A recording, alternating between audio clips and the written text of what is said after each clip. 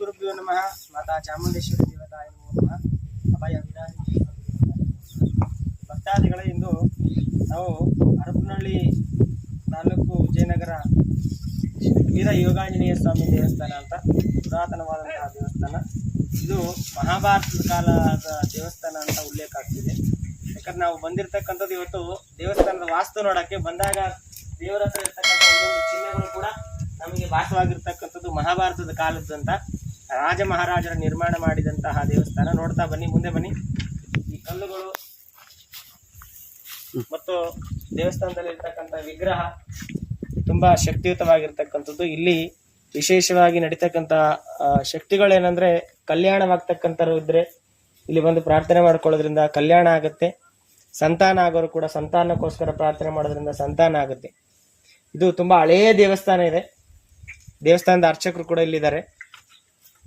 ಮುಂದಿನ ದಿನದಲ್ಲಿ ದೇವಸ್ಥಾನದ ಜೀರ್ಣೋದ್ಧಾರವನ್ನು ಮಾಡಬೇಕಂತ ನಿಂತ್ಕೊಂಡಿದ್ದಾರೆ. ಯಾರಾದರೂ ದಾನಿಗಳಿದ್ರೆ ಬಂದು ದೇವಸ್ಥಾನದ ಜೀರ್ಣೋದ್ಧಾರಕ್ಕೆ ನೋಡಿ ಹೇಗಿದೆ ಎಲ್ಲ ದೇವಸ್ಥಾನ. ಈ ದೇವಸ್ಥಾನದ ಜೀರ್ಣೋದ್ಧಾರಕ್ಕಾಗಿ ಏನಾದರೂ ನಿಮ್ಮ ಕೈಲಾದದ್ದು ಧನ ಸಹಾಯ, ಧಾನ್ಯ ಸಹಾಯ, ಏನಾದರೂ ಸಿಮೆಂಟ್ ಕಲ್ಲು, ಜಲ್ಲಿ ಕಲ್ಲು ಏನಾದರೂ ಕೂಡ ನೀವು ದಾನವನ್ನು ಕೊಡಬಹುದು. ಈ ದೇವಸ್ಥಾನದ ಜೀರ್ಣೋದ್ಧಾರಕ್ಕೆ ಸಹಾಯ ಹಸ್ತವನ್ನು ಕೋರಿ ಈ ಆಂಜನೇಯ ಸ್ವಾಮಿ ನಿಮ್ಮೆಲ್ಲರಿಗೂ ಶಕ್ತಿ, ಆಯುಷ್ಯ, ಆರೋಗ್ಯವನ್ನು ಕೊಟ್ಟು ಕಾಪಾಡಲಿ ಅಂತ ಕೇಳ್ಕೊಂಡು ಶುಭವಾಗಲಿ, ಶುಭಮಸ್ತು. ಇದ್ದವರು ನಾವು ಅರ್ಧಕ್ಕೆ ಮಾಡೋದಕ್ಕೆ ನಮ್ಮನ್ನು ಕರೆಸ್ಕೊಂಡು ಸ್ವಾಮಿ ಬಂದು ಮಾಡುವ ಅಂತ ಕರೆಸ್ಕೊಂಡು ನೀವು ಸೇವೆ ಮಾಡ್ತಾ ಇದ್ರಿ. ಇಲ್ಲಂದ್ರೆ ಹಾಗೆ ಅವಾಗ ನೀವು ಸೇವೆ ಮಾಡಿದವರು ನೀವೇ ಮಾಡಬೇಕು ಅಂತ ನಿಮ್ಮಲ್ಲಿ ಕರೆಸ್ಕೊಳ್ತಾನೆ. ಯಾವುದೋ ಊರು ಅಲ್ಲಿಂದ ಇಲ್ಲಿ ಬಂದು ಈ ಊರಿಂದ ಇಲ್ಲಿಗೆ ಬರೋಕೆ ಸುಮ್ಮನೆ ಇಲ್ಲ. ಇದೆಲ್ಲ ದೈವ ಇಚ್ಛೆ ಅಂತ, ದೇವರ ಲೀಲೆ. ದೇವರು ಎಲ್ಲಿರ್ತಾನೆ, ಯಾರು ದೇವ್ರ ಸಮೀಪಕ್ಕೆ ಇರ್ತಾರೆ ಅವ್ರನ್ನೇ ಕರ್ಸ್ಕೊತಾನೆ. ಯಾರನ್ನ ಕರ್ಸ್ಕೊಳಕ್ ಸಾಧ್ಯ ಇಲ್ಲ. ದೈವ ತತ್ವ ಇಲ್ಲಿ ತುಂಬಾ ಇದೆ.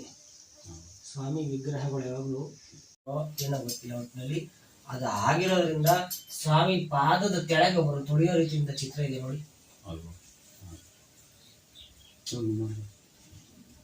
ಇಲ್ಲಿ ಒಬ್ಬ ರಾಕ್ಷಸನ ಹತ್ಯೆ ಆಗಿರೋದು ದೇವರಿಂದ ಆಗಿರೋದು.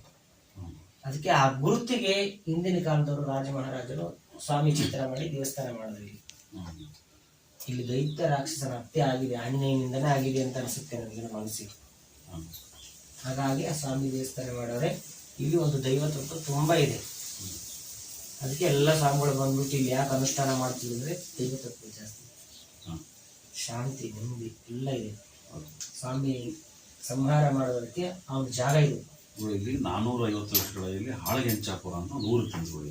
ಇದೆಲ್ಲ ಊರು ಅಂತಕೊಳ್ಳಿ. ಇದೆಲ್ಲ ತೆಗೆದು ಈಗಲೆಲ್ಲ ಒಲೆ ಗುಂಡೆಲ್ಲ ಸಿಗ್ತವೆ ಹೊಲಗಳಾಗೆಲ್ಲ. ಇದು ಮುಂಚೆ ಊರು ತಂದ್ಕೊಳ್ಳಿ. ಊರಲ್ಲಿ ಒಂದು ಬ್ರಹ್ಮರಾಕ್ಷಸನ ಕಾಯಿಲೆ ಬಂದು ಊರೆಲ್ಲ ವಲಸೆ ಹೋಗ್ಬಿಟ್ರಂತೆ. ಇಲ್ಲಿಂದ ಒಂದು 20 ಕಿಲೋಮೀಟರ್ ಮುಂದೆ ಹೋಗಿದ್ಕೊಳ್ಳಿ ಊರದು. ಅಲ್ಲಿ ಹೋಗಿದ್ವಿ ಕೂಡ ನಾವು ಸ್ವಾಮಿ ದೇವರ ಸಿಗುತ್ತೇನ ಅಂತೇಳಿ. ಒಬ್ಬರ ಮನೆಗೆ ಇತ್ತಂತೆ ಕೂಡ. ಈ ಸ್ವಾಮಿದು ವಸ್ತ್ರ ಅದೊಂದು ಗ್ರಂಥ ಇತ್ತಂತೆ. ಅವ್ರು ಅದನ್ನ ವಜ್ಜ ತೀರ್ಕೊಂಡ ತಕ್ಷಣ ಅದೆಲ್ಲ ಹೋಗ್ಬಿಡ್ತಂತ ನಮ್ಮ ಮನೆಗೆ. ಇಲ್ಲಿಂದ ಏನು ಸಿಗಲಿಲ್ಲ ನಮಗೆ. ಇಲ್ಲಿ ಮುಂಚೆ ಆಳಗಿಂಚಾಪ ಅಂತ ಊರು ಇತ್ತು.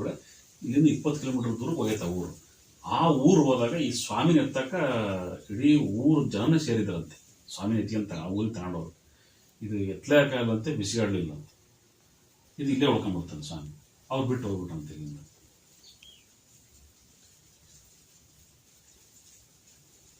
ರೋಗ ಬಂದಿರೋದಲ್ಲ, ರಾಕ್ಷಸ ಕೊಟ್ಟಿರೋದು. ಅವನ ಹೆಸರಿಂದ ಹುಟ್ಟಿದ್ದು.